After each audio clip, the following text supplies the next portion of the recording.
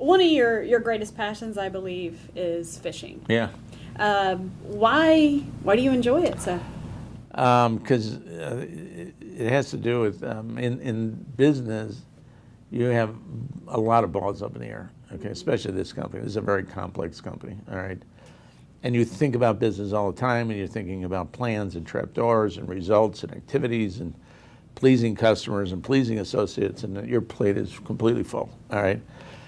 And there's not too many places in the world where you could do Etch-a-Sketch on your brain, okay, than to go out and fish, all right? And plus, in the early days, when you were 89 to 1, you were really working hard, okay? And after about 13 or 14 months, I ended up walking with a limp, and I had patches of hair falling out, okay?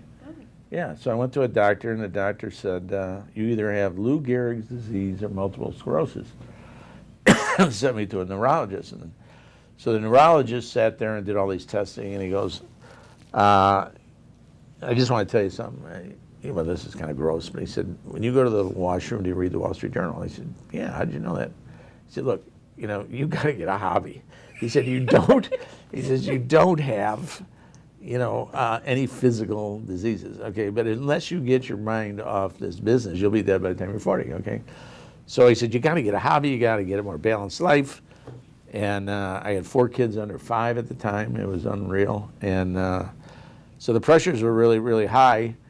And I said, hobby, what the hell is a hobby? You know, like stamp collecting or, you know? He goes, no, he said, try fishing. I said, fishing? I'm from Chicago. I mean, our rivers are, you didn't fish in our rivers in Chicago. Okay, one of the things Mayor Daley wanted to do before he died was to catch a fish in the Chicago River, okay?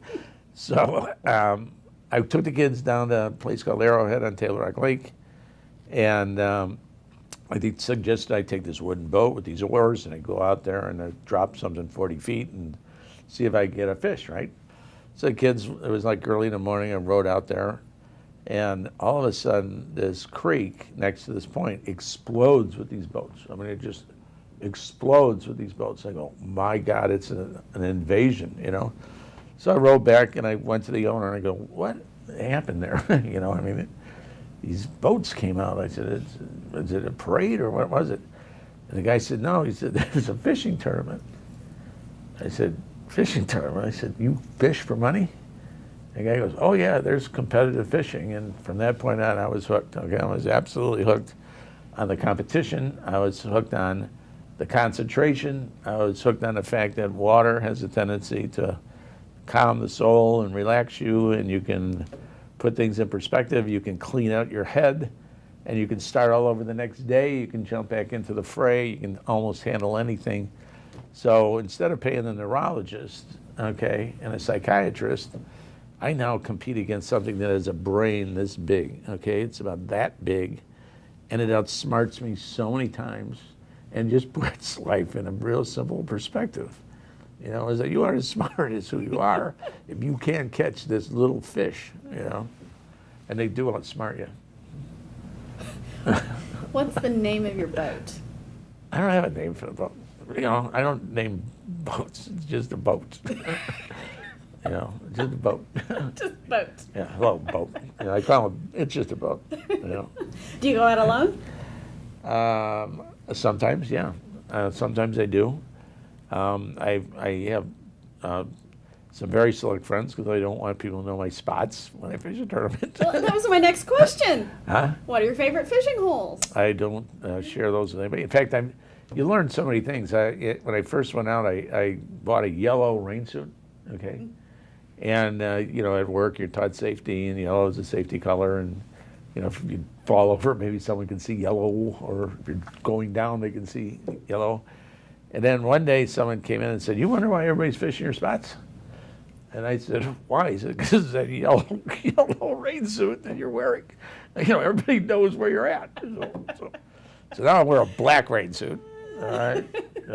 Don't let anybody know where my spots are. I don't care if they can't save me. They can't. Yeah, I'd rather drown. I'd rather drown than give up one of my safeties, you know.